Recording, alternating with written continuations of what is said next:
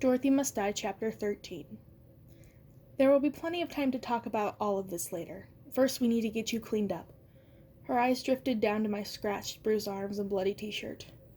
Mombi certainly does know how to start a fight. Gert waved her hand, and the tree at the center of the cavern began to transform before my eyes. The roots swirled at my feet, the branches drew themselves down from the ceiling, the trunk began to melt like tar into the ground. When it was done, she and I were standing next to a deep pool where the tree had stood before. Foamy white water bubbled up from somewhere beneath the ground. The steam wafted off the surface. It smelled clean and fresh. "Go ahead," Gert said, placing a hand on the small of my back, nudging me forward. "It will heal you." She didn't have to tell me twice. I stepped right into the spring, not even bothering to take my clothes off. I didn't need to. They began to disintegrate as soon as they touched the water. I didn't really care that they were gone, and I didn't care that I was naked in front of an old woman I just met. The minute the warm, clear water touched my bare skin, I felt my muscles melting as bubbles spun around me. I looked down at myself and watched, astonished, as days' worth of dirt slid right off my body. But I was also surprised to see exactly how hurt I really was. Bruises peppered my arms and legs. Thick red tendrils of blood slipped from the gash across my abdomen, and that I didn't even remember getting in the first place. When I looked up, I saw that Gert was beside me in the water, still fully clothed, her white dress billowing around her. I wasn't sure why the water hadn't affected her clothes the way it had mine. I didn't even notice her get in with me. She looked concerned, too, frowning down at my wounds. "This may hurt, Amy," she said. "Huh?" I asked, stretching. "No, it feels wonderful." "Take a deep breath," she said, her tone now serious. With no further apology, before I'd even had a chance to do as she told me, she put her hands on my head and shoved me under the water.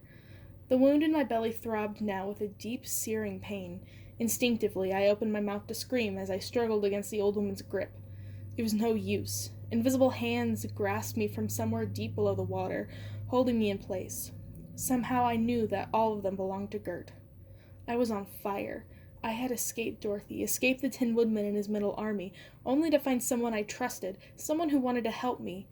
And it had all been a trick. All she meant to do was kill me. "Why?" I screamed in my head, knowing she'd be able to hear. "Why would you do this?" "Sometimes only pain can heal," a cold, distant voice answered. Just when I thought my lungs would burst, just as I'd felt consciousness beginning to leave me, the hands let go. My body floated up to the surface, where I gasped for air and found my footing on the smooth rocks lining the pool. I spun around and faced Gert angrily. "Why?" I demanded again, this time out loud. "Why would you—" "Because it was necessary," Gert said shortly, pursing her lips. "I saved your life." I didn't believe her at first, but my fingers touched smooth skin where I reached for my wound. I looked down. No gaping, bloody hole, no invisible sutures, no scar. The wound had healed like it had never happened at all. The bruises were gone, too. My skin looked dewy and softer than it had ever been. Peachy pink, like all the dead skin, had been slowed off, as if every imperfection healed from the outside in. It didn't matter. She had saved me. Okay, fine, but that wasn't the point. The point was that it felt like a betrayal. Gert had been one thing, and then she had become something else. I didn't understand why. I didn't know if I wanted to. "You had to trust me," Gert said. Her lips didn't move. "But you also have to learn not to trust anyone, even me." She sank slowly into the pool, and then she was gone. By the edge of the water, I saw that a stack of towels and a gorgeous silk robe had been laid out for me. Had Gert put them there when I wasn't paying attention, or had they just appeared by magic? I didn't really care. I wanted to stay in here forever, but I knew that I couldn't. When I felt the water beginning to turn lukewarm, I reluctantly stepped out and dried my newly healed body. I couldn't help thinking that this was all another trick, something to try to lure me into a false sense of security. But my clothes were gone. I couldn't walk around naked. The robe felt soft against my skin. Gert reappeared as soon as I looped the belt around my waist, as if she sensed I was ready to move on to the next part of whatever fate awaited me. "They're waiting," she announced. "They?" I asked, not looking at her. "Who's they?" I crossed my hands over my chest like a 5-year-old. Gert's face softened. Forgiveness doesn't come easy to you, I see. Sometimes you have to bend so as to not to break, dear. You manipulated me, I said. I know it. You used your magic on me to make me think you were my friend. Maybe I did and maybe I didn't, Gert said. But if I did, maybe it was for a reason. And if I did, then what's stopping me from doing it again? I glanced suspiciously at her and she shrugged. I guess I would have to take that as an apology. I didn't know where we were going to or who was waiting for us, but I followed Gert obediently as she led me out of the cavern and through a series of caves. I didn't particularly want to, but I knew by now that I didn't really have a choice. We walked through a room that was entirely empty except for a stark silver wall. As we moved through it, the air changed. It was heavy and humid all of a sudden. Clouds hovered near the ceiling of the cave, splitting down raindrops on our heads. A thought suddenly occurred to me. If these witches can make weather indoors, if they can control it, could they create a tornado? Did they bring me here? I wondered. If we could have done that, we would have done it a long time ago, Gert said curtly. Your arrival in Oz is no coincidence. Someone or something sent for you, but whatever force might have brought you here beyond even the witch's knowledge. I just ignored her.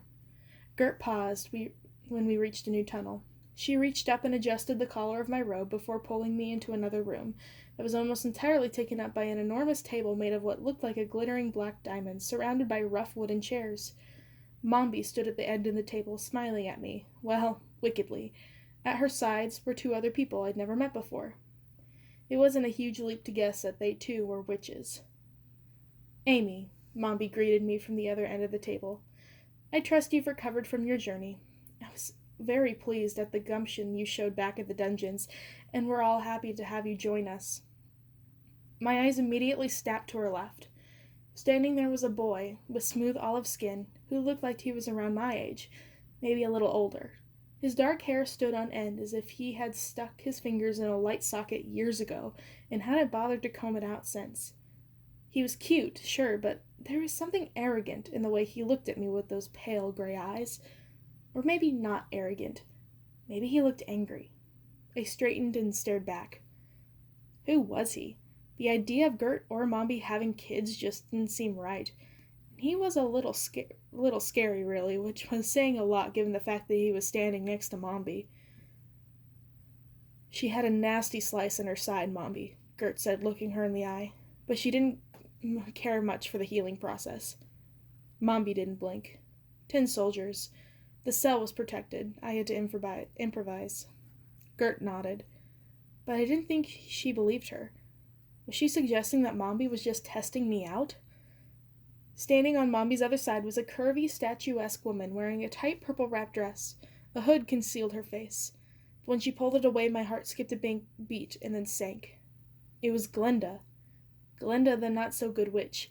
The one who was besties with Dorothy, who had made the Munchkins her slaves and was using them to mine giant holes all over Oz. She wasn't wearing permasmile, but she was smiling at me. She spoke in a sickeningly sweet voice that scraped at the back of my spine. No rest for the wicked, is there, Amy?